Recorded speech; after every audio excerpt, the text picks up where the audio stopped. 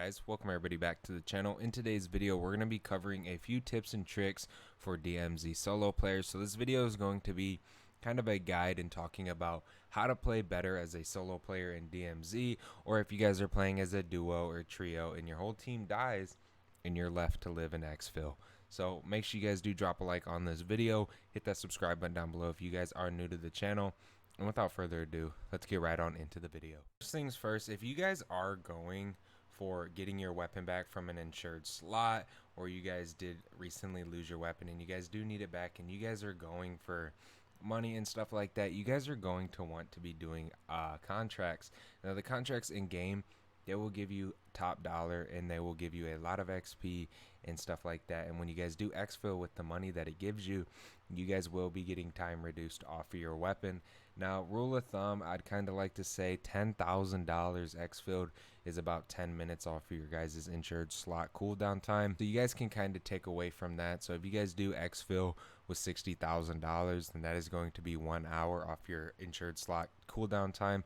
Now, if you guys do not know this and you guys do die with your insured slot, whether it's 1, 2, or 3, you guys will be having a 2-hour cooldown time, and you guys can reduce that by exfilling with cash and valuables. So if you guys are going for that, I'd stick to the contracts just to grab some cash. You guys can find valuables around the map by going to buy stations, and then you guys can sell them there for easy, quick little cash. It is definitely one of the easiest ways to get cash inside of the game, and you guys will be able to get your insured slot gone right away, and you guys can go ahead and pick it right back up and use it right in your next game. Now, as a solo DMZ player, there are a few things that playing I have learned inside of the game. One of my tips that I've highly learned, especially when I'm running an assault rifle, an LMG, or even a sniper rifle or any gun of some sort, you guys are going to want to be running a suppressor on your weapon. The suppressor will give you guys a chance to kill enemy AI bots without them realizing where you at and everything that is going on. They will not know, they will be clueless, and you guys will have easy takedowns with whatever suppressed weapon you guys are using. And later on in the video, we are going to be getting into the best weapons to use inside of DMZ and some good class setups to use, as you guys will probably be wanting to know those, as these guns will absolutely shred the AI bots. So make sure you guys do stick around for that. For the next part of the guide, we are going to kind of be talking about valuables and the different types of them in game and what they're worth and how you guys can really get rid of these for easy cash. Now, around the entire map, there are items that you guys can pick up and equip inside of your backpack, and at the bottom right of them, they will say a certain amount of dollar signs or a certain amount of money, which is what they are worth. Now, what these things are worth is a very, very small or high amount of money. There are some items in the game that are worth thousands, and then there's some items in the game that are worth $10. Now, when you guys are going through your guys' game, most buildings will have lootable things inside of them. So if you guys are running skipping past through buildings, you guys will definitely be wanting to stop doing that, go inside and loot these areas. Now, one thing I did find as a solo player, when I first started, I would constantly push around, not really loot as much, just kind of blow it off the amount of loot that I could actually get. Because by looting actual buildings and actually taking your time and looking around these buildings, you guys can come across stuff that is crazy when it comes to selling at a buy station. There are highly expensive valuables, and you guys will literally love doing this because you guys can go to a buy station, sell all this stuff, and buy your favorite weapons, and then keep them as contraband so you guys can use them for as long as you want without dying. It's definitely one of my favorite ways to get weapons in the game. If I was to give a little bit of advice, I would tell you guys to stop caring about your insured slot, as that is probably the worst thing inside of DMZ. I would focus more on your contraband stash and getting the best weapons inside of your stash. Now, when your insured slot is ready, then I would push you guys to tell you to use that instead of saving your contraband stash, as you guys were going to want that for when times come when you guys don't have a weapon at all and you guys do need a weapon. What we are going to cover next are the best areas to loot inside of DMZ. Now, places like Al Mazrah City can be very busy with AI bots and real players, but come with a great line of loot and materials for you guys to pick up, sell, or exfil with. So that's one of my favorite spots, probably Al Mazrah City, and then Rohan Oil, and most likely my most favorite one left is Al Bagra Fortress and Airport. Airport and Albaga Fortress are so close together.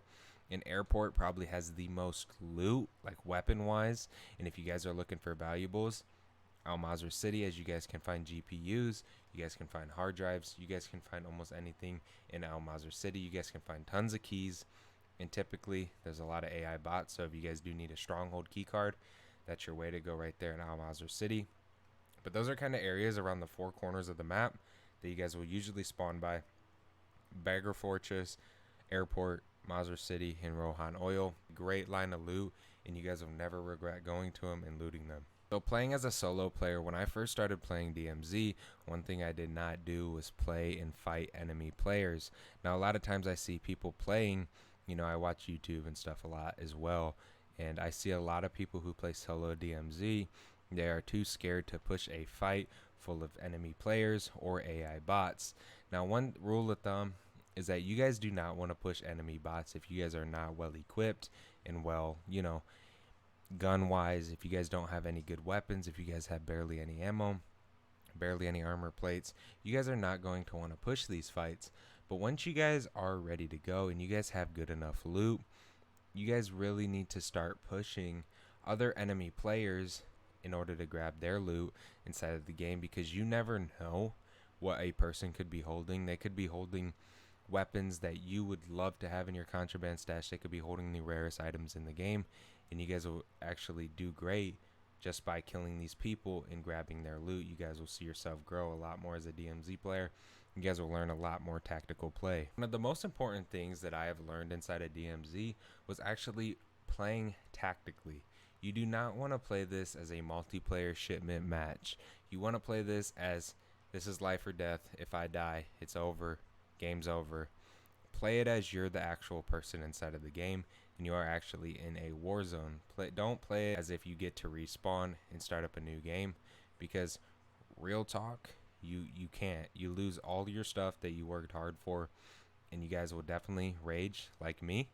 So definitely play a lot more tactical. A lot of people, they don't really play tactically, or they think they do, but it's not really this crazy thing.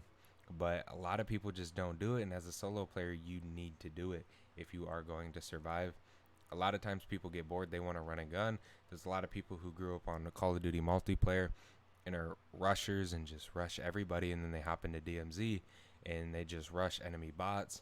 They run around, try and just get as many kills as possible, and they end up just getting beat every single time and never can understand why they don't ever get good loot inside of the game or be able to exfil with anything, and the only thing they receive is their 2-hour cooldown time on their insured slot. And the reason behind that is they just don't play tactically. You guys need to play tactically if you guys do want to do better in DMZ solo.